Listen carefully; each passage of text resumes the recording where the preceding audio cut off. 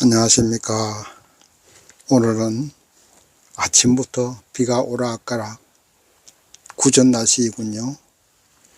이런 날씨에 도종환 시인의 산문집을 가지고 여러분들과 같이 낭독하고자 합니다. 제목은 너 없이 어찌 내게 향기 있으랴. 이런 제목으로 도종환 시인이 산문집을 내놓으시는데, 시인은 책 속에서 다음과 같이 말씀하고 있습니다.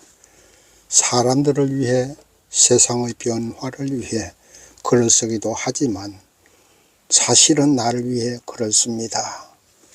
글을 쓰는 동안 다시 내 마음은 보리수 나무 아래로 가 있기 때문입니다. 다시 온유함으로 돌아가는 시간이 내게는 글 쓰는 시간입니다. 향기를 회복하는 시간이기도 합니다. 꽃의 언어, 새의 언어, 나무의 말에 귀 기울이는 시간이기도 합니다. 여러분도 향기로우시길 바랍니다. 네, 이렇게 말씀하고 있습니다.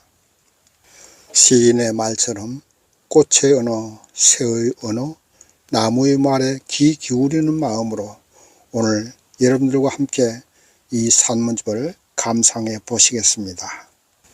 첫 마음은 순수합니다. 첫 마음은 싱그럽습니다. 첫 마음은 아름답습니다. 첫 마음은 소중합니다. 첫 마음은 뜨겁습니다. 첫 마음은 간절합니다.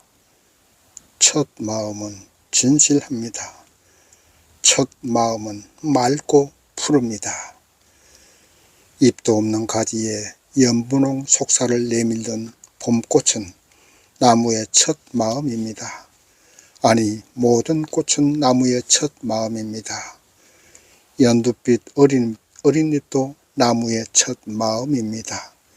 그래서 푸르고 맑고 환한 것입니다.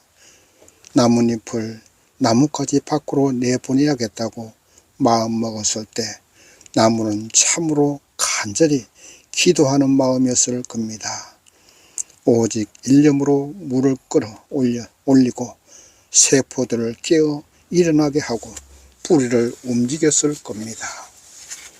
누군가를 사랑할 때 우리의 마음도 그래서 연두색입니다. 그를 생각할 때마다 간절하고 뜨겁습니다. 그를 향해 모든 생각이 집중하고 그의 몸짓, 언어, 표정에 예민하게 반응하고 작은 것에도 크게 기뻐하고 사소한 것에도 상처받곤 합니다. 그래서 순수하고 아름답습니다. 첫 마음으로 사랑하기 때문입니다. 이제 막 날개짓을 시작하는 어린 새의 마음도 첫 마음입니다. 아직 하늘까지 가보지 못했지만 하늘이 전부 그의 것입니다. 애벌레에서 나비로 몸을 바꾼 나비의 몸짓, 그 첫 마음은 얼마나 대견합니까? 징그럽고 털이 무성하던 몸에서 곱고 얇고 소박한 날개를 가진 나비로 거듭난 뒤 꽃을 향해 날아가는 첫 마음은 얼마나 설렐까요? 날개가 마음보다 더 두근거릴 겁니다. 새로 입사하는 첫날, 첫 출근을 시작하는 날, 문을 나서기 전에 잠깐 눈을 감고 기도하던 첫 마음, 그 첫 마음이 있어 어려운 순간들을 헤치고 나갑니다. 결혼을 하기로 결심하던 밤, 머리칼을 스치던 별빛은 새로운 인생을 향해 함께 가기로 결심한 두 사람의 얼굴에 스미던 맑은 맹세를 기억합니다. 그 첫 마음을 오래오래 기억하고 반추하며 험한 여정을 이겨내곤 합니다. 머리를 깎고 사바세계의 욕망을 접고 불도에 귀의하기 위해 두 손을 모으던 날, 사각사각 머리칼이 잘려 떨어지는 걸 어깨로 느끼며 눈물을 삼키던 날, 그 첫 마음은 얼마나 절절합니까? 그 초바심이 남은 고행의 날을 밀고 갑니다. 그러나 세상은 거칠고 험하고 언제 돌개바람 몰아칠지 모르는데 사람은 의외로 나약하고 불완전하고 부족하기 이를 데 없어 첫 마음이 오래가지 않는 경우도 많습니다. 그래서 첫 마음을 끝까지 견지하기 위해서는 열심과 종심이 있어야 한다고 명성 스님은 말씀하십니다. 뛰어난 인물이 되고 중요한 과업을 성취하기 위해서는 세 가지 마음이 필요하다고 합니다. 첫째는 초심, 둘째는 열심, 그리고 셋째는 종심입니다. 그 중에서도 제일 중요한 마음은 초심입니다. 그 이유는 초심 속에 열심과 종심이 담겨 있기 때문입니다. 초심에서 열심이 나오고 초심을 잃지 않을 때 뒤심도 나오기 때문입니다. 연두빛 나뭇잎을 초심이라 하지만 어리고 작은 나뭇잎만으로는 태풍과 폭우의 장렬하는 태양을 이길 수 없습니다. 어린 나뭇잎은 푸르고 울창한 숲속의 나무를 끌고 가는 열심이 있어야 합니다. 천둥 번개와 눈보라의 시절도 이겨낼 수 있는 뒷심이 있어야 합니다. 그래야 열매를 얻고 자신을 지킬 수 있습니다. 누군가를 사랑하는 일도 마찬가지입니다. 초심의 뜨거운 날들은 오래가지 않습니다. 몇 해 지나면서 서서히 사랑의 열기가 식어갑니다. 늘 뜨거울 수만은 없습니다. 그러나 열정이 열버진 뒤에도 사랑해야 할 날들이 있습니다. 그래서 사랑에도 열심이 필요하고 뒷심도 있어야 합니다. 그래야 사랑의 초심이 사랑의 결실에까지 이를 수 있습니다. 구도의 길도 마찬가지라고 합니다. 첫 마음을 마지막까지 다잡아서 잘 가꾸고 지켜나갈 때 성불이라는 열매를 맺을 수 있다고 합니다. 그래서 화엄경에서는 초발심 시변성 정각이라 합니다. 나뭇잎이 연두빛에서 녹색으로 접어드는 계절입니다.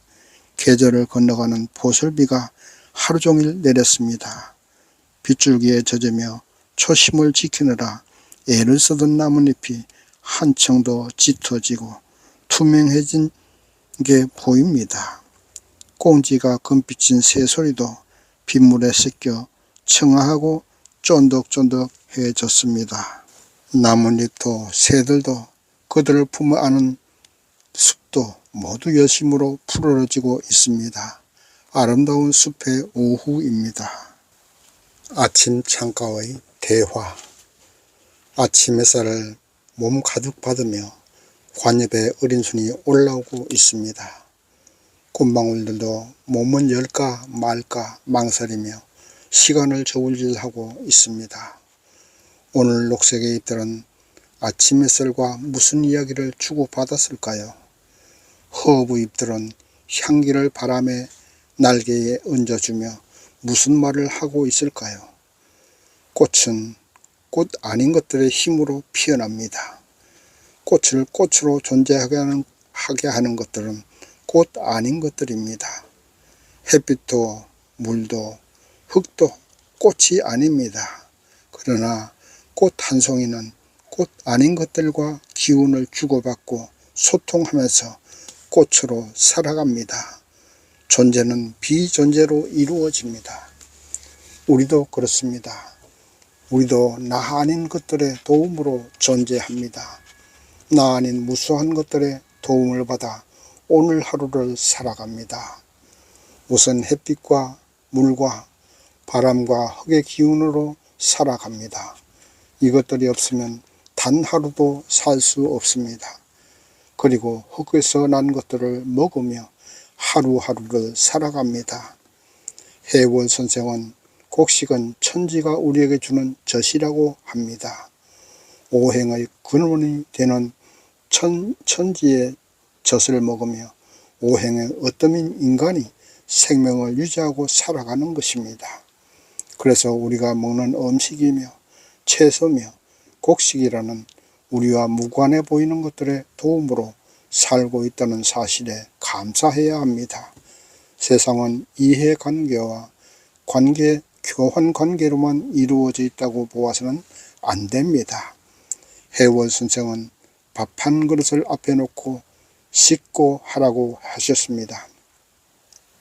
밥 한 그릇 앞에 놓고 하나님 지금 이 밥을 먹습니다 하고 고하라는 것이지요. 감사한 마음으로 하나님과 대화하라는 것이지요.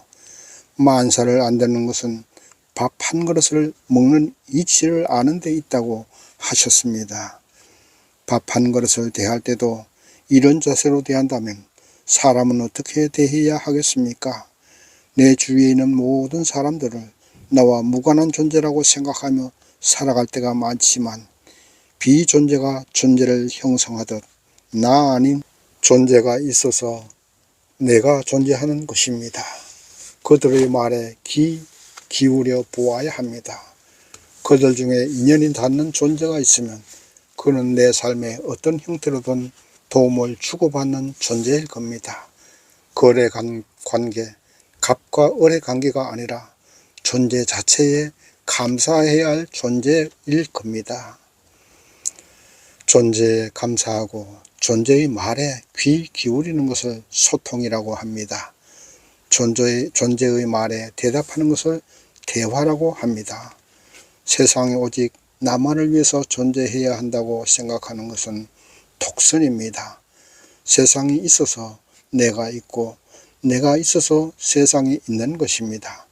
나는 홀로 선이고 남은 늘 악인 것은 없습니다. 우리끼리만 통하고 우리 아닌 것들은 배타적으로 대하라고 가르치는 그런 종교는 없습니다. 모든 종교는 사랑하라고 말합니다. 좋은 기운을 주고받는 관계를 사랑이라고 합니다. 서로가 지닌 기와 아름다운 힘을 주고받으며 기운 생동하고 기쁜 마음으로 가득 차는 것이 사랑입니다. 존재와 존재, 존재와 비존재, 심지어 비존재와 비존재도 서로 사랑하면 빛이 납니다. 지금 내 옆에 있는 이들 중에 얼굴에 환한 기운이 넘치고 반짝반짝 빛이 나는 사람이 있다면 그는 사랑하고 있는 사람입니다. 그는 아침 햇살처럼 내리는 사랑을 받고 있으며 옆에 대화할 사람이 있고 늘 소통하는 사람이 있는 사람입니다. 나뭇잎이 푸른 잎으로 반짝이고 있으면 그것들도 지금 사랑받고 있는 것입니다. 햇빛도 그들을 사랑하고 바람도 그들을 사랑하는 것입니다. 나도 그 관엽들에 물을 주며 물방울처럼 튀어오르는 생명의 기운이 창 안에 가득한 걸 보고 있습니다. 관엽이 푸른 잎 위에 내리는 햇살을 맞으며 나도 그 옆에 서 있습니다. 아침 햇살에게 내가 사랑한다고 먼저 말할까 말까 망설이고 있습니다. 들국화 같은 사람. 12월이 되었습니다. 이방저방에 있는 달력을 모두 마지막 장인 12월로 넘기다 거실에 있는 이철수 화백의 판화 달력에 잠시 눈길이 멈춥니다. 거기 눈을 막고 있는 소나무 두 그루가 있습니다. 그리고 그림 밑에 이런 경구가 쓰여 있습니다. 겨울 깊으니 늘 푸른 나무들이 보이는구나. 깊어야 보이는구나. 이철수 겨울 푸르름에서.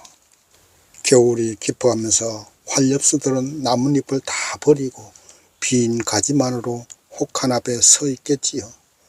떡갈나무, 상수리나무 같은 참나무가 산을 가득 덮고 있는 계절엔 보이지 않다가 겨울이 깊어지니 어느 것이 늘 푸른 나무인지 비로소 보인다는 의미겠지요. 깊어야 어느 게 변치 않는 나무인지 보이는 것처럼 우리도 깊어져야 비로소 보이는 게 있다는 말을 하고 싶었겠지요. 많은 것들과 섞여 지낼 때는 잘 보이지 않다가 정말 어려운 상황이 되었을 때 어느 게 진짜인지 보이는 경우가 있지요. 사람도 위기에 던져졌을 때 누가 정말 능력 있는 사람인지 알 수 있는 것처럼 사랑과 우정도 어려운 상황에 놓이면 옥석이 가려지게 되지요. 올해는 겨울이 빨리 오고 겨울이 오기 전에 갑자기 추위가 몰려오기도 했습니다. 무서리가 일찍 내려 피었던 가을 꽃들이 순식간에 지기도 했습니다. 그나마 가장 늦게까지 남아있는 건 들국화였습니다. 서리가 내리고 기온이 뚝 떨어져 꽃잎을 지키기도 힘든 날이 왔는데 그래도 마지막까지 향기를 지니고 있는 걸 보았습니다. 지난달에 들국화와 장미와 백합과 작은 해바라기 2송이와 안개꽃으로 이루어진 큰 꽃다발을 받았습니다. 꽃병에 물을 몇 번 갈아주는 동안 백합이 제일 먼저 꽃술을 떨구었고 이어서 장미잎이 타 들어가기 시작했습니다. 해바라기도 뒤를 이어 몸이 오그라들었었고 안개꽃은 바스러질 정도로 바짝 말랐습니다. 가장 늦게까지 남아있는 건 들국화였습니다. 시든 꽃들을 차례차례 골라내고 나니 들국화 꽃다발로 바뀌었습니다. 낮에는 햇볕 따스한 베란다 창고로 옮겨주고 밤에는 들여놓고 했더니 12월인데도 노랗게 피어 있습니다. 어제 아침엔 방에 들여놓지 못했는데 괜찮았을까 하고 걱정하며 베란다 창문을 열었더니 들국화 향기가 파문처럼 밀려옵니다. 봄에 일찍 피는 꽃은 아름답습니다. 겨울을 이기고 은은한 빛깔에 꽃을 피우는 매화나 산 벚꽃도 좋습니다. 그러나 늦게 찾아와 오래오래 곁에 남아있는 들국화도 참 좋습니다. 너 없이 어찌 이 쓸쓸한 시절을 견딜 수 있으랴. 너 없이 어찌 이 먼 산길이 가을일 수 있으랴. 이렇게 늦게 내게 와 이렇게 오래 꽃으로 있는 너 없이 어찌 이 메마르고 거친 땅에 향기 있으랴. 절시 들국화 전문. 들국화를 여러 날 지켜보다가 이런 시를 썼습니다. 아직 발표도 하지 않은 시입니다. 쓴 지 며칠 되지 않았습니다. 아니, 내가 쓴 게 아니라 들국화를 가까이 하는 동안 들국화가 내게 들려준 말을 베껴 적은 것입니다. 꽃과 나무와 자연은 우리가 그들을 가까이 하고 애정과 관심을 갖고 대하면 꼭 무슨 이야기인가를 들려줍니다. 나는 그것을 알아들어 보려고 그쪽으로 자꾸 귀를 기울이곤 합니다. 사랑도 일찍 만나 눈길이 머무는 사랑이 있고 늦게 만났지만 오래 곁에 향기롭게 남아있는 사랑이 있습니다. 이른 봄에 매화처럼 찾아오는 사랑이 있고 늦은 가을에 들국화 같은 사랑이 있습니다. 여러분은 어떤 사랑을 택하시겠습니까? 나는 들국화를 택하겠습니다. 들국화는 모든 꽃들이 지고 난 빈 들판, 쓸쓸해진 대로 쓸쓸해진 가을 고갯길에 피어 있어서 더 사랑스러운지도 모르겠습니다. 바람은 차고 등은 시리고 마음도 쓸쓸한 12월입니다. 한 해가 다 가기 전에 이 겨울이 다 가기 전에 들국화 같은 사랑 몇 개까지 곁에 남아 함께 향기로운 사람을 만나시기 바랍니다. 그 향기와 함께 깊어지시기 바랍니다. 고마운 차를 새로 바꾸었습니다. 달포전 산방에서 청주로 나오는데 차가 정지선에 잠시 멈추었다가 출발할 때마다 덜컹거리더니 마침내 꼼짝도 않는 거였습니다. 그렇지 않아도 지난해부터 겨울이 오면 산길 다니는 일이 어렵고 힘들어 튼튼한 차로 바꾸어야겠다고 생각하고 있었습니다. 전에는 내 차 외에 다른 차에 대해서는 이름부터 기능까지 전혀 아는 바가 없었습니다. 그런데 어떤 차로 바꿀까를 생각하면서 다른 차들이 눈에 들어오기 시작했습니다. 뒷면이 싹둑 잘려나간 듯 한 차를 세차장에서 보고는 산뜻함에 반했습니다. 그런데 막상 자동차 영업소에 가서 보니 아니었습니다. 흰색 사륜 구동차를 보고는 저거다 하고 생각했습니다. 그런데 조금 지나니까 너무 크다는 생각이 들었습니다. 그것보다 조금 작은 사륜 구동차가 눈에 띄어 운전을 하면서도 한눈을 팔기도 하고, 아주 고급차를 전시장에서 보고는 마음을 또 바꾸었는데 가격 때문에 결정을 못하고 말았습니다. 그러다가 결국은 정비소를 하는 후배의 권유로 산길과 커브길에 안전하다는 지금의 승용차로 결정을 내렸습니다. 이 과정에서 나는 내가 얼마나 간사하게 마음이 변하는 사람인가를 알게 되었습니다. 차 하나 고르는데도 이렇게 수없이 결정과 반복을 되풀이하는 걸 보면서 사람을 보는 데서도 크게 다르지 않았겠구나 하고 생각하였습니다. 그리고 새로 산 차가 내게는 약간 과분하다 싶은 차라서 그런지 사람들에게 새 차를 사게 된 이유를 설명하면서 헌차가 길에서 서버렸다는 이야기를 자주 하였습니다. 사실 지금까지 타고 다닌 차는 참 고마운 차였습니다. 마지막까지도 집 앞까지 데려다 주고는 기능을 멈춘 충직한 차였습니다. 산방을 오가면서 빙판길도 비포장 산길도 진흙탕도 내가 가자면 어디든 마다하지 않고 갔습니다. 차를 망가지게 한 건 나였습니다. 그런데 나는 차를 사면서 헌차 핑계를 댔습니다. 생각해보니 비겁하였습니다. 팔려가는 차의 뒷모습을 보며 마음 애잔했는데 고맙고 아쉽다는 말을 하지 않았습니다. 가까이 지낸 사람들과 헤어지고 나면 차를 이렇게 대한 것처럼 나에게 유리한 말만 하고 안 좋은 것은 떠넘기는 비겁한 짓을 하게 되는 건 아닌지 모르겠습니다. 차는 마지막까지 내게 중요한 가르침을 주고 떠났습니다. 고마운 차입니다. 옛임. 어제 어떤 문화 모임에서 동요 바위고개를 불렀습니다. 오랜만에 기타 소리에 맞추어 모두들 눈을 지그시 감고 함께 불렀습니다. 밖에는 어두움 속에서 찬바람 불고 있는데 우린 밤 깊어 가는 것도 잊은 채 바위고개 언덕을 혼자 넘자니 옛 임이 그리워 눈물 납니다 하고 불렀습니다. 오랜만에 3절까지 불러보았습니다. 누군가 4절 하는 바람에 1절을 한 번 더 불렀습니다. 고개 위에 숨어서 기다리던 임을 그리워하기엔 참 많은 세월이 흘렀습니다. 임은 가고 없어도 진달래꽃은 해마다 피어나고 올해도 우리는 바윗고개를 혼자 넘습니다. 10여 년간 머슴살이 하도 서러워 이 대목에서는 목소리가 높아졌습니다. 우리 사는 일이 머슴살이와 크게 다르지 않아서 그랬을 것입니다. 노래를 부르는 동안 가만히 옛 임에 대해 생각한 것은 저만은 아닐 것입니다. 옛 임은 지금 내 옆에 있지 않은 임입니다. 사랑했던 임이지만 끝까지 함께하지 못한 임입니다.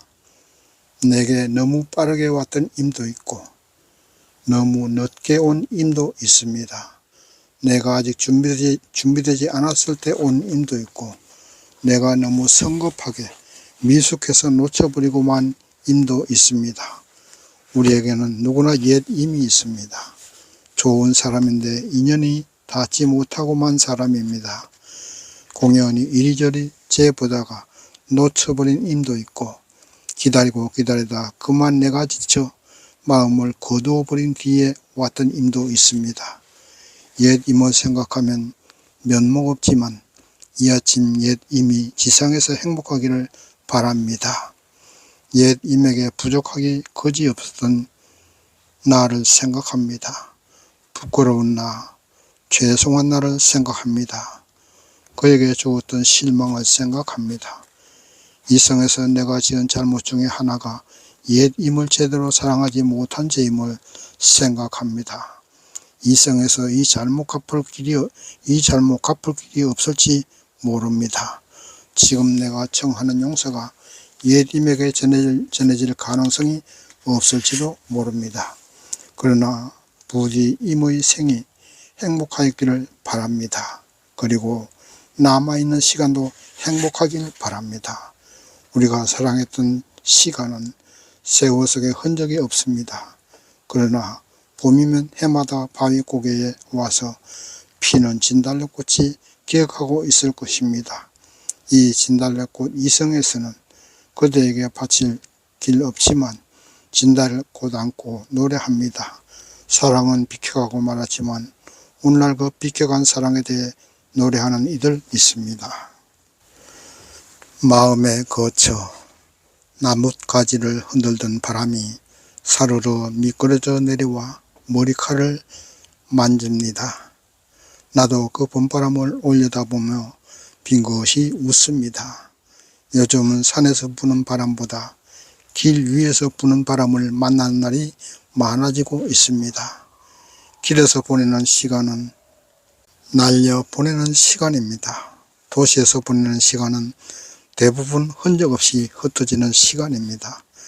그러나 산방으로 돌아와 보내는 시간은 고이는 시간입니다. 시간의 흔적이 마음 안에 차곡차곡 쌓이는 게 보입니다. 크게 하는 일 없이 보내도 그 시간이 내겐 큰 힘이 됩니다. 소갈 림포체라는 티베트의 선사는 명상을 가르칠 때 당신 마음을 집으로 데려오시오. 그리고 풀어놓으시오. 그리고 쉬시오. 이런 말로 시작한다고 합니다. 마음을 집으로 데려오라는 말은 고요한 거처로 마음을 불러들이라는 뜻입니다. 모든 고통과 두려움과 번뇌가 움켜잡은 마음의 욕망에서 일어난다는 걸 우리는 압니다. 풀어놓으라는 말은 마음을 그런 집착의 감옥에서 풀어놓으라는 뜻입니다.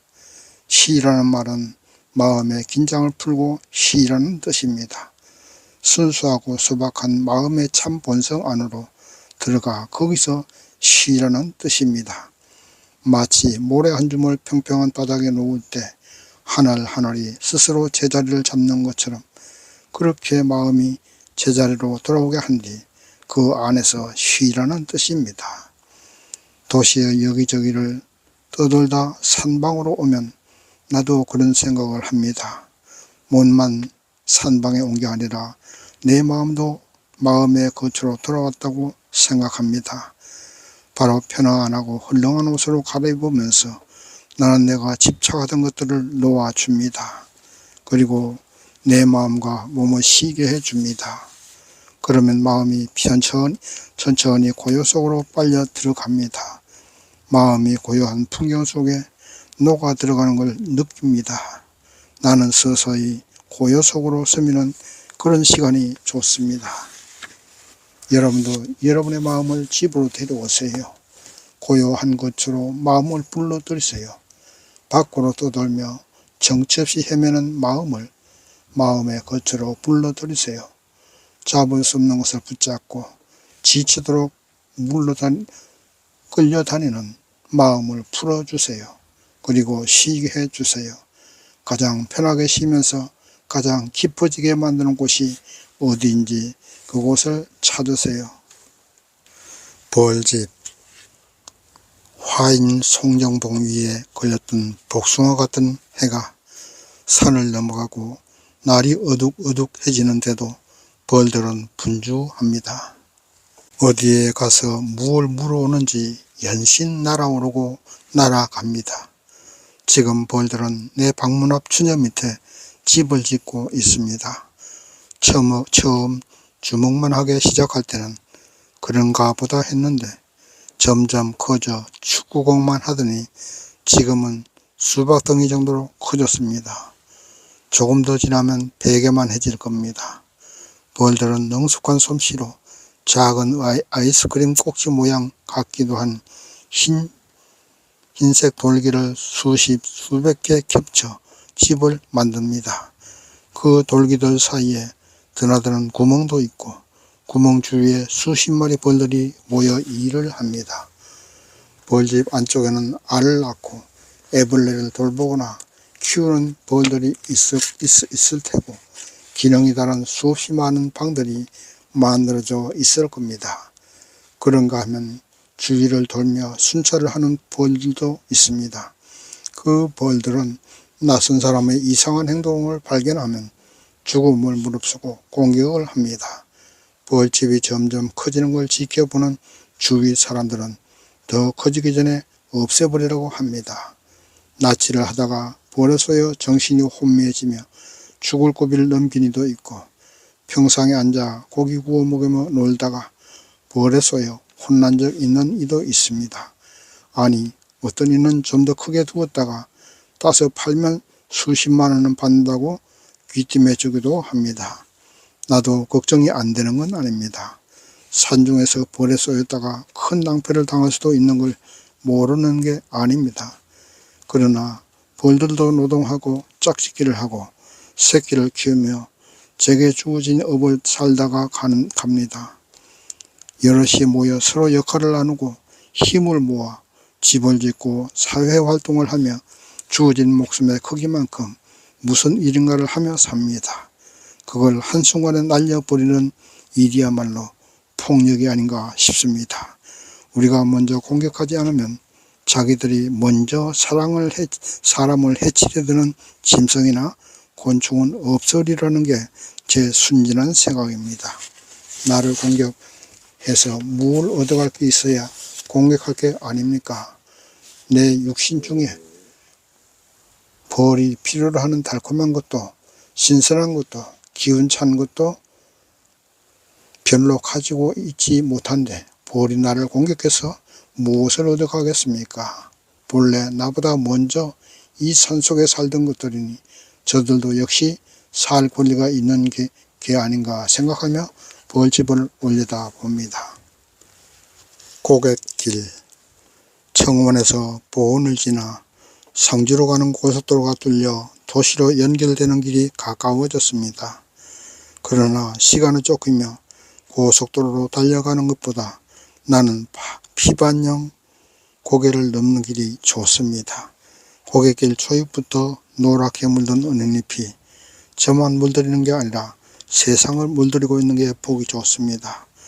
노란 황홀의 편린들이 나무에서 떨어져 나와 허공으로 날아가는 아득하고 아슬아한 순간을 함께 지켜보는 게 좋습니다. 상수리나무잎, 굴창나무잎, 산벚나무잎, 고동색으로 물들어 떨어져 있다가 새떼처럼 한꺼번에 달려들 때면 나도 모르게 아 하는 소리를 지르게 됩니다. 알갱이는 다 털린 채 누워있는 깻단과 옥수수대를 지나 마른 푸른 냄새를 맡으며 가는 길이 좋습니다. 텅 비어버린 노은, 텅텅 비어버린 정신 속으로 스산한 바람이 지나갑니다. 고개를 넘어 산방 쪽으로 오면 적막과 고요와 외로움이 기다리고 있습니다. 고개를 넘어 도시 쪽으로 가면 번잡함과 쫓기는 생활이 있습니다. 그 두 개의 세상을 갈라놓기도 하고 이어주기도 하면서 고갯길은 거기 있습니다. 올 한 해 고갯길을 오가며 내가 도시로 가는 일이 해인의 정신을 도시까지 밀고 나가는 일이 될 수 있기를 바랐지만 그러기에 내 정신은 허약하기 짝이 없었습니다. 그러길 바라는 것 자체가 가당찮은 미망임을 확인하곤 합니다. 지난날 문학으로 세상을 변화시킬 수 있기를 바랐지만 그건 역시 욕심일 뿐이었습니다. 내가 쓴 글 중에서 단 몇 줄이라도 사람들에게 위안이 되고 위로가 된다면 그것으로 고마울 뿐입니다. 도심의 휘몰아치는 바람에 더 이상 휘둘리지 않기만을 바랄 뿐입니다. 남을 바꾸려 하기보다 자신을 잘 지키고자 합니다. 복잡한 관계의 블랙홀에 빨려들지 않고 고요에 빠질 수 있기를 바랍니다. 구도자처럼 자신을 다스릴 수는 없어도 절제하고 자제하며 살 수 있길 바랍니다. 나뭇잎들이 가벼워질 대로 가벼워진 몸마저도 허공에 다 날려보내는 고갯마루에 서서 고개 이쪽과 저쪽을 바라봅니다. 고개 저쪽은 내가 살아온 곳이고 고개 이쪽은 내가 살고 있는 곳입니다. 내가 살고 싶어 하는 곳이 어딘지 알지만 오늘도 두 길을 오가며 삽니다. 고갯마루에도 그치지 않고 바람이 붑니다. 가을 손짓. 책을 읽고 있는데 빨간 3번나무 잎 하나가 창에와 툭 부딪히며 떨어집니다. 책장을 덮으며 책을 가만히 내려놓습니다. 몸을 오그린 채 하나씩 둘씩 낮은 곳으로 내리는 나뭇잎을 바라보고 있는 게 책 읽는 것보다 더 많은 생각을 하게 합니다.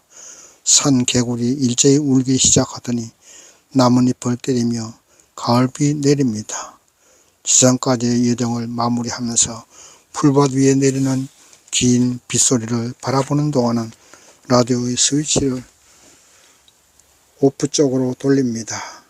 비가 굳은 아름다운 사선의 무리를 바라보고 있는 것이 라디오를 듣는 것보다 좋습니다.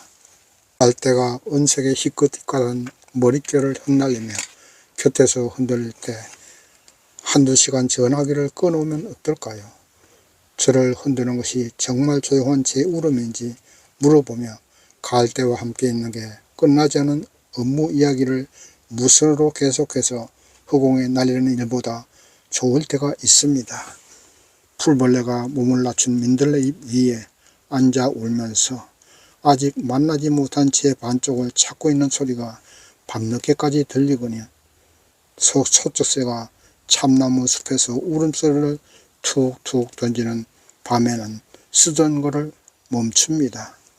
내가 글을 쓰면서 모조리 꺼내 쓰는 바람에 텅텅 비어버린 정신의 빈자리를 그 소리가 채우며 들어옵니다. 귀뚜라미 소리, 소쩍서 소리는 가슴을 서늘하게 씻어주고 머리와 귀를 맑게 열어줍니다. 6월에 담은 매실 익는 향, 여름에 담은 산딸기술 익는 냄새가 방 안에 천천히 흘러나오면 잠시 컴퓨터를 닫아도 좋습니다. 그 술 몇 바가지 병에 담아들고 이웃집으로 마시러 가는 밤에는 11의 달이 오솔길에서 환하게 웃고 있습니다. 거실에 놓여있는 관엽식물의 살을 가만히 만져봅니다. 매끄럽고 보드랍게 손끝에 닿는 느낌이 좋습니다. 수줍게 흔들리는 진 분홍빛, 진 보랏빛으로 곱게 물든 과꽃의 꽃송이를 두 손가락으로 가만히 만져봅니다. 아슬아슬한 촉감이 전해져 오는 걸 느끼며 올해도 과꽃이 피었습니다. 꽃밭 가득 예쁘게 피었습니다. 하고 낮게 얼조리 봅니다. 과꽃이 진하게 핀 가을 저녁에는 일도 거기서 멈추고 온 분 10분이라도 꽃옆에 있어 봅니다. 왠지 자꾸 그렇게 하고 싶어지는 가을입니다. 첫 새벽, 은빛 달도 고요히 떠 있고 바람도 숨을 가만가만 내쉬고 있는 새벽입니다. 차가우면서도 고요한 겨울 아침 풍경을 새들도 가만히 지켜보고 있습니다. 저 새들이 머지않아 어둠의 얇은 막을 부리로 쪼아 터뜨릴 것입니다. 거미간 어둠 사이로 천천히 빛이 스며들어 번지고 새소리가 그 틈새로 울려 나올 것입니다. 그리고 새로운 날이 시작될 것입니다. 지난 한 해는 뜻대로 되지 않은 날이 많았습니다. 일을 계획할 때는 큰 성과가 눈앞에 보이는 듯 했으나 결과는 너무 작았습니다. 새롭게 만난 사람에 대한 기대가 컸으나 시간이 지날수록 생각하는 점이 다르다는 걸 확인하면서 실망할 시간이 많았습니다. 헛된 일에 시간을 뺏기는 때도 있었고 비슷비슷하게 반복되는 일 때문에 지치는 날도 많았습니다. 그러나 밤이 지나면 새벽이 옵니다. 지친 하루와 새로운 새벽 사이에는 언제나 밤이 있어서 그 밤 가운데 우리를 쉬게 합니다. 느슨해진 정신과 허물어진 기대와 파김치가 된 몸을 어둠의 수면 속에 넣어 가만히 헹궈 봅니다. 어둠이 주는 휴식이 있어서 우리는 새벽이면 다시 틀고 일어납니다. 우리가 아무리 지쳐있고 힘들어해도 나의 고통 때문에 우주가 운행을 멈추는 일은 없습니다. 우리 스스로 자신을 추스려 새벽이 새롭게 마련해주는 자리에 몸을 얹어야 합니다. 그리고는 또 시작해야 합니다. 무엇을 얻게 될 것인가 미리 계산하지 말고 해야 할 일이면 다시 시작해야 합니다. 어떤 때는 결과보다 중요한 것이 과정입니다. 나 자신을 사랑하고 내 일을 사랑하고 오늘 하루를 새로운 하루로 만들라고 새벽이 우리에게 말합니다. 어둠이 다시 밝음으로 바뀌는 첫 새벽을 고요히 지켜보고 그 새벽에 차고 맑은 기운으로 마음의 가운데를 꾹꾹 눌러 채우시기 바랍니다. 노여워하지 않는 삶. 눈발이 경사진 산빛달을 따라 몰려 내려왔다가 사과나무들 사이로 하얗게 흩어집니다. 내가 있는 곳은 산골이라서 도심에는 눈이 오지 않고 하루 종일 흐리기만 했다는데 나는 흩날리는 눈을 보며 수산하게 하루를 보냈습니다. 거기다 물을 끌어올리는 모터가 금이 가서 물이 새는 바람에 그걸 고치느라 고생을 했습니다. 결국 제 손으로는 못 고치고 설비 사무실에 전화를 걸어 사람을 불렀습니다. 산속이라 짧은 겨울해 일찍 저물고 날은 어두워지는데 차가운 물을 만지며 얼어터진 모터를 고치느라 고생하는 모습을 보며 고맙기도 하고 미안하기도 했습니다. 살기는 어려워지는데 날은 갈수록 추워지고 즐거운 소식보다는 힘들어하는 사람들의 한숨소리 크게 들리지만 그래도 열심히 살아가는 사람이 많습니다. 세상은 우리가 기대했던 것들을 채워주기보다 실망시킨 날이 더 많습니다. 다른 사람들은 행운도 잘 찾아오는데 나는 늘 행운의 여신의 손길이 비켜가는 것 같다는 생각이 들 때도 있습니다. 살다가 예기치 않던 행운이 찾아오는 일도 좋은 일이긴 하지만 그보다 하루하루를 충실하게 살 수 있는 것이 더 큰 기쁨임을 잊고 있습니다. 네잎 클로버가 행운의 표상이라면 새잎 클로버는 행복을 의미한다고 하지 않습니까? 행운이 돌연변이처럼 찾아온다면 행복은 삶의 충실한 제 빛깔, 제 모습으로 우리 곁에 있다는 것이겠지요. 이준관 시인은 조그만 마을의 이발사라는 시에서 이렇게 노래한 바 있습니다. 내가 어렸을 때 이발소에서 처음 읽었던 푸시킨의 시, 삶이 그대를 속일지라도 노여워하지 말라던 허름한 액자에 걸려있던 시, 삶은 끝내 가난한 그들을 속이고 나도 속았지만 나는 조그만 마을의 이발사가 되고 싶다. 5평 좁은 이발소에 난로를 피우고 주전자에 물을 끓이며 수증기 뽀얀 유리창 너머 자작나무처럼 하얀 성탄절의 눈을 기다리겠다. 모두들 크게 거창한 무엇이 되고자 하는 세상에 이런 작은 소망을 가진 사람이 실제로 있을까요? 저는 있었으면 좋겠습니다. 5평 작은 이발소에서 삶에 지친 사람들의 덕수염을 깔끔하게 밀어주고 가난한 아이들의 머리를 성탄목처럼 깎아주는 조그만 마을의 이발사. 가난하지만 성실하게 살아가는 삶도 얼마든지 아름답다는 것을 보여주는 사람이 많아졌으면 좋겠습니다. 삶이 그대를 속이고 나도 속였지만 노여워하던 사람으로 살아가는 이들이 더 생겨나기를 나는 바랍니다.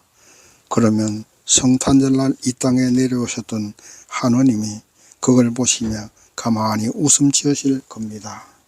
최선을 다해 피는 꽃, 목련이 지면서 라일락이 피고 라일락 향기 진한 걸 알고 조팝나무 꽃도 언덕 너머까지 향기를 보냅니다. 도시에 심은 벚꽃이 다 졌다는 소식을 전해 듣고 산 벚꽃들이 이번은 우리 차례라는 사발통문을 돌려 연초록 잎새들 사이로 산벚꽃 지천입니다. 매화꽃잎 하얗게 떨어져 내린 자리마다 냉이꽃, 꽃다지, 봄맞이꽃 올해도 가득가득 피었습니다. 봄 석 달 내내 새로 돋는 꽃들 이름을 부르고 올 한해도 저는 출석인가 살펴봅니다. 그러곤 다가가 묻습니다. 제비꽃양 이게 최선입니까? 자두나무꽃 향기가 참 다네. 이게 최선인가? 어이 봄맞이꽃 겨울 눈물방울 만한 꽃 하나 피워놓았네. 이게 최선이야? 노란 꽃다지 코딱지 같은 꽃들이 가득하구만. 이게 최선인가? 미스김 라일락 향기로운 출렁이는 모습이 보기 좋긴 한데 이게 최선일까? 라일락을 미스김이라고 부르는 건 저만이 아닙니다. 전 세계 모든 나라 사람들이 그렇게 부릅니다. 민들렛이 올해는 최선을 다한 겁니까? 그러면 이 꽃들이 뭐라고 대답할까요? 그렇습니다. 모두들 이게 최선이라고 대답합니다. 지난 겨울은 참으로 춥고 길었습니다. 아니 혹독했습니다. 마당과 뒤뜰에 쌓인 눈이 달포 가까이 녹지 않았습니다. 방 안으로 들어오는 수도관이 얼어 물이 나오지 않는 적도 여러 번 있었습니다. 방 안에서 벽난로를 피워놓고도 추워서 떨었습니다. 그런 추억 속에서 화롯불 한번 찍어본 적 없는 꽃들입니다. 아랫목 윗목도 없는 언덕과 비탈 황량한 바람만 설치는 들판에 그 혹독한 시간을 불평 한마디 없이 견디었습니다. 최선을 다해 피지 않는 꽃은 없습니다. 저 좁쌀만한 흰 냉이꽃도 열일이 여린 제비꽃도 자기 목숨을 걸고 한 송이 꽃으로 거듭난 것입니다.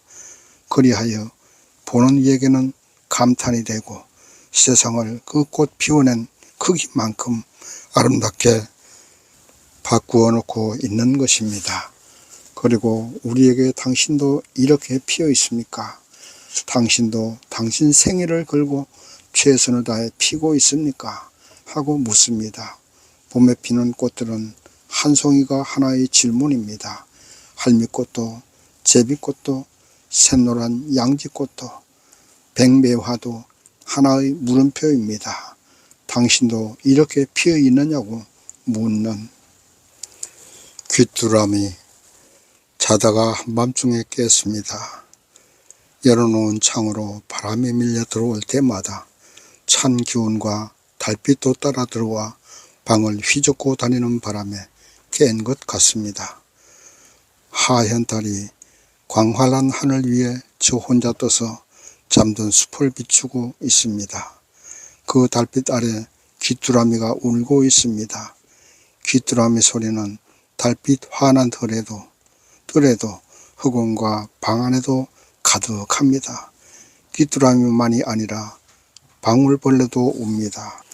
그것들 중에는 집 안에 들어와 살고 있는 게 있습니다. 목욕탕 낡은 세탁기 놓아둔 구석에 깃들어 새끼 낳고 살고 있습니다. 여긴 그들이 살 곳이 아니라는 생각에 눈에 띌 때마다 잡아서 밖으로 내보냅니다. 밖에서도 서로 만나게 하려고 늘 안방 창문 쪽 뜰하고로 내보냅니다. 무슨 이유인지 내보내도 길을 쓰고 들어오곤 합니다. 문간까지 와 신발 안으로 들어가 있다가 내 발에 밟혀 다리를 분질한 적도 있습니다. 오래 미안하고 마음이 아파 신발을 신을 때는 꼭 안을 털어내고 신습니다. 방울벌레는 개수대에 남아있는 음식 찌꺼기를 먹고 구석지고 그늘진 곳에 살면서도 귀뚜라미보다 더 청아한 소리를 내며 웁니다. 귀뚜라미나 방울벌레의 울음은 밤 공기처럼 선을 합니다. 밤새 날개를 비며 만들어내는 귀뚜라미의 노래는 말하자면 귀뚜라미의 울음입니다. 우리는 서늘하다고 하지만 그들은 처절한지 모릅니다. 나 때문에 서로 만나지 못하고 갈라진 것들끼리 집 안과 밖에서 밤새 서로 부르며 울고 있는지 모릅니다. 우리도 밤을 새워 울던 시절이 있었습니다. 구석지고 눅눅한 곳에서 이렇게 쓰러져 갈 수는 없어서 나의 노래는 밤새도록 울음이었던 시절, 어떤 날은 아무도 들어주는 이이 없어서 어떤 날은 어디에도 가여운 몸 기다릴 곳 없어서 밤마다 내 영혼 피에 젖어 허공을 떠돌았고 떠도는 동안 흥건한 울음이 생의 굽이 많은 시간을 적시곤 하던 날이 있었습니다. 그때는 귀뚜라미처럼 울음이 곧 노래였고 울음이 곧 시였습니다. 그런데 이제는 왜 울지 않느냐고 귀뚜라미가 묻습니다. 당신이 울지 않아서 대신 운다고 말하는 것 같습니다.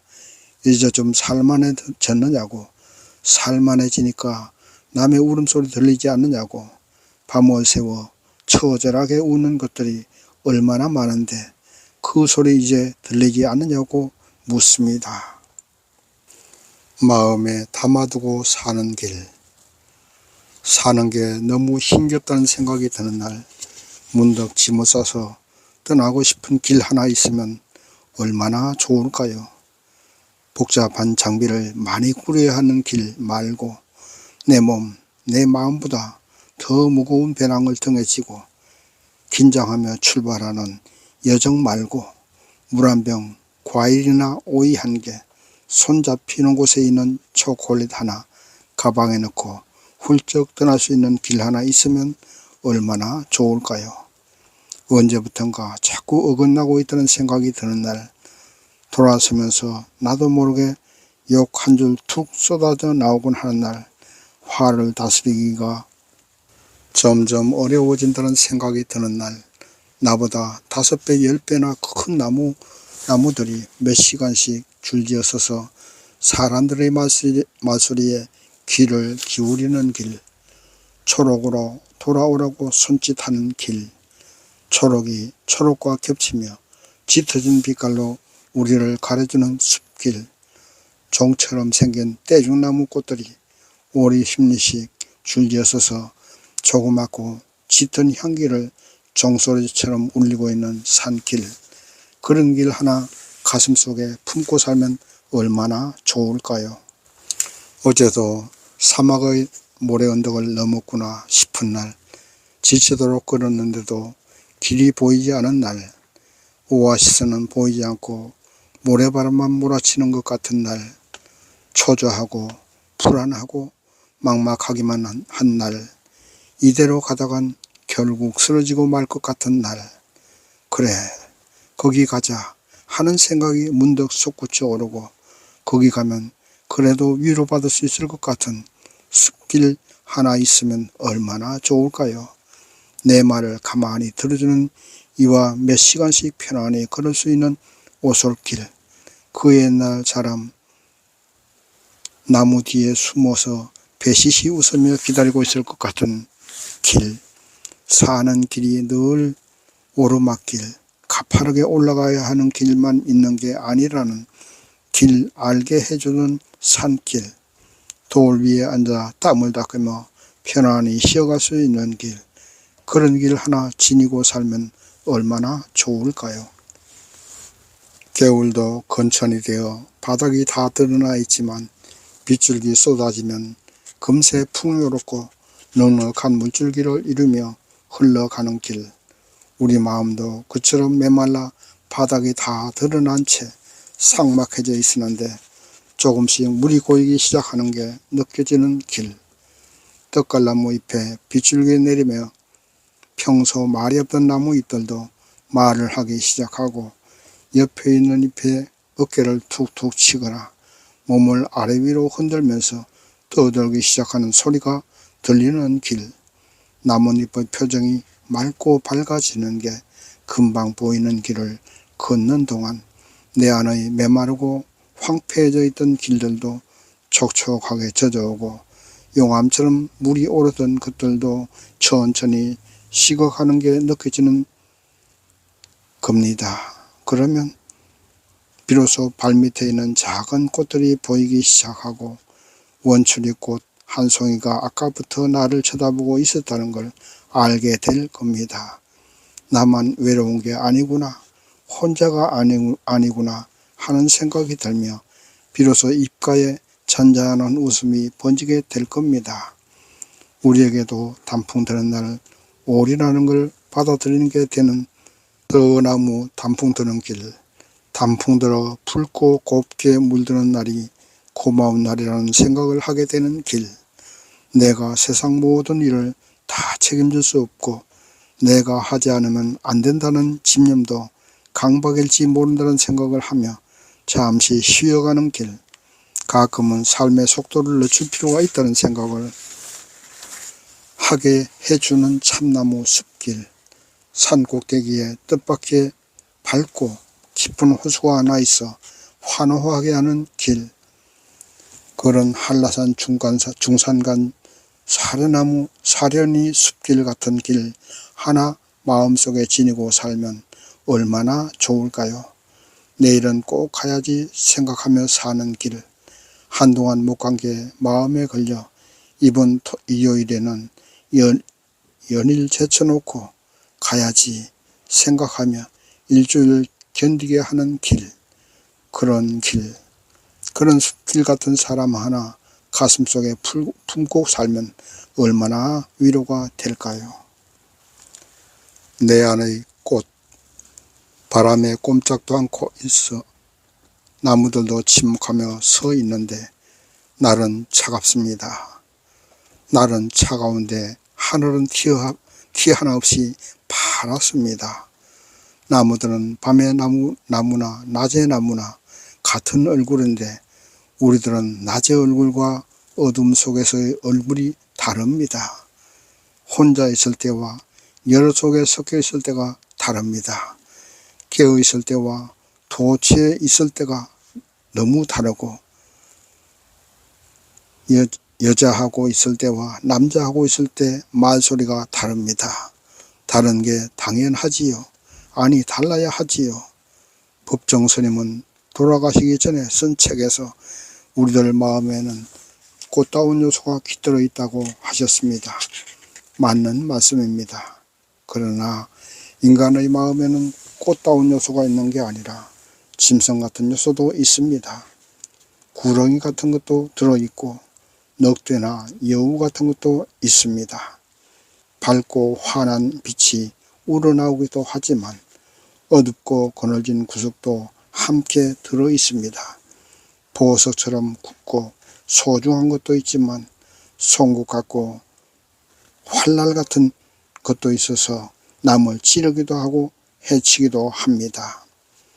인간인 우리들은 우리 안에 꽃다운 요소만 들어있다고 생각하지 않습니다. 그러나 스님이 보실 때는 모든 인간의 내면에 꽃다운 요소가 들어있을 겁니다. 법정스님은 내가 지니고 있는 가장 아름답고 맑은 요소를 얼마만큼 꽃피우고 있는가, 얼마만큼 열어 보이고 있는가 돌아보자고 하셨습니다. 내 안에 참으로 다양한 얼굴의 내가 있겠지만 그 중에서 가능하면 아름답고 맑은 요소를 꺼내쓰며 살자는 말씀이지요. 오늘 하루 할 수만 있다면 꽃 같은 요소를 자주 열어 보이며 살자는 것이지요. 오늘은 내가 지니고 있는 가장 아름다운 모습을 몇 번이나 드러내 보였는지 되돌아보자는 거지요. 하루 일이 끝날 때 오늘은 몇 시간이나 아름다운 모습으로 살았는지 생각하며 돌아온다면 다음 날은 전날보다 더 아름답게 살 수 있겠지요. 내 안에 있는 여러 요소 중에 밝고 환한 요소를 꺼내 표현하며 사는 횟수가 점점 늘어나면 얼마나 좋겠습니까?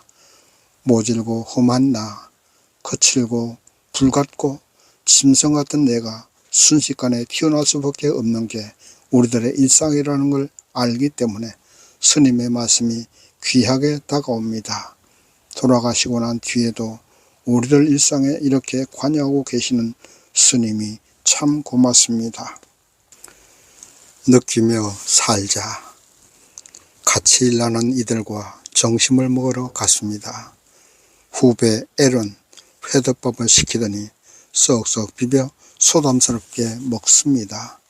나는 알탕을 시켜 국 한 숟갈을 떠서 얼큰한 국물 맛을 보고 밥 한 숟갈 떠서 먹고 하였습니다.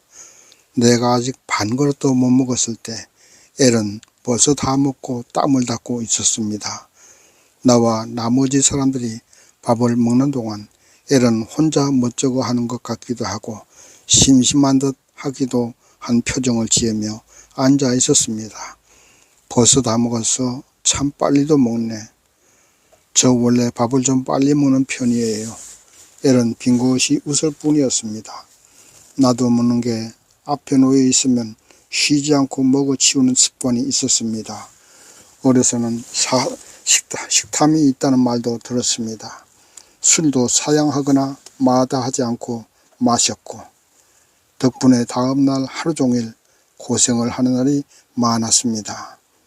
가리는 것 없이 뭐든지 다 잘 먹는 걸 자랑스럽게 생각했고 먹고 마시는 걸 앞에 놓고 주저하거나 물러서는 건 소심하고 남자답지 못한 태도라고 생각했습니다. 그런 사람들이 적극적이고 사회생활에서도 좋은 관계를 맺어가는 것이 사실입니다. 그러나 지난번 몸이 아프고 난 뒤부터 천천히 먹기로 했습니다. 단순히 느리게 먹겠다는 게 아니라 내 앞에 놓인 음식 하나하나를 음미하면서 먹기로 했습니다. 무슨 음식인지 눈으로 바라보고 빛깔이 얼마나 고운지 무슨 향을 가졌는지 냄새도 맡아보고 맛은 어떤지 천천히 씹으며 맛을 느껴보기로 했습니다. 미식가가 되겠다는 게 아니라 밥 한 그릇을 먹더라도 느끼면서 먹자는 것입니다. 밥을 먹는 게 자체가 목적이라면 얼른 먹어 치우면 됩니다. 허기를 채우는 것이 목적이라면 허기만 메우면 됩니다. 그러나 인생을 그렇게 살지 않기로 했습니다. 밥을 먹는 시간 자체를 즐길 줄도 알고 먹는 기쁨도 느낄 줄 알고 밥을 먹으러 가는 사람들과 함께 보내는 짧은 시간도 의미 있게 보낼 필요가 있다는 것입니다. 목표로 삼는 것, 목적을 이루는 것에만 얽매여 살지 않기로 했습니다. 목표를 향해 가는 과정도 소중하게 여기자는 것입니다. 목적한 것을 이루기 위해 다른 것은 다 희생해도 좋고 무조건 참고 아무것도 생각지 말고 이 앞을 향해 나아가기만 하는 삶이 아니라 목표한 곳까지 가는 시간 자체도 소중하게 여기기로 했습니다. 인생의 목표는 한 생을 다 바쳐 이루는 것입니다. 목표를 이루기 위해 생을 다 희생하는 게 아니라 거기까지 가는 동안도 중요하게 생각해야 합니다. 오늘 걷는 한 걸음 한 걸음을 소중히 여겨야 거기까지 갑니다. 목표 지점까지 가기 위해 모든 감각을 딛고 오직 그것 하나에만 매이지 않으면 갈 수 없다는 강박에서 자신을 풀어주어야 합니다. 마음을 열고 감각을 열어야 합니다. 해가 산을 넘어가려 할 때의 장엄한 하늘빛, 거친 뒤에 풀밭, 이슬을 틀어내며 피어나는 들꽃 한 송이, 새벽 하늘에 뜬 은빛달의 모습을 보면서 가야 합니다.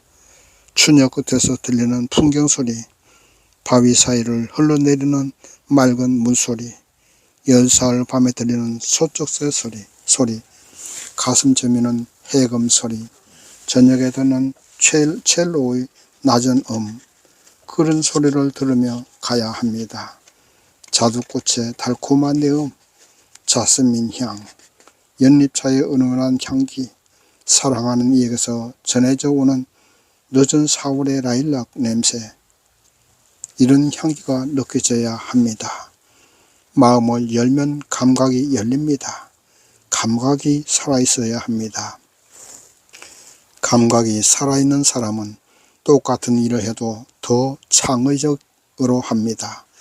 핸드폰이 잘 들리기만 하면 되지, 그러면서 한 가지 기능 외에는 더 알려 하지 않는 사람, 자동차는 그저 굴러가기만 하면 돼, 이렇게 말하는 사람, 배고픔에서 벗어나기 위해 밥을 먹는 사람에게서 벗어나야 합니다. 우리 시대는 한 단계 더 높은 삶을 원합니다. 전화기든 컴퓨터든 사는 집이든 신발 한 켤레든 기능적인 것 외에 보고 느끼고 만지고 생각할 수 있게 하고 정서적으로 다가가게 하려는 사람이 사업도 창의적으로 하고 경제적으로 성공합니다. 그런 사람은 인생을 풍요롭게 살려고 노력하는 사람이며 질 높은 삶을 살 수 있다는 사람입니다. 우리 사회는 정서적으로 똑똑한 사람을 원합니다. 감성 리더십으로 조직을 이끌어가는 상사를 원합니다. 오늘 내 인생이 즐거워야 합니다. 이 순간이 기뻐야 하고 의미 있어야 합니다. 하루하루를 정서적으로 풍요롭고 다채롭게 채워가야 합니다.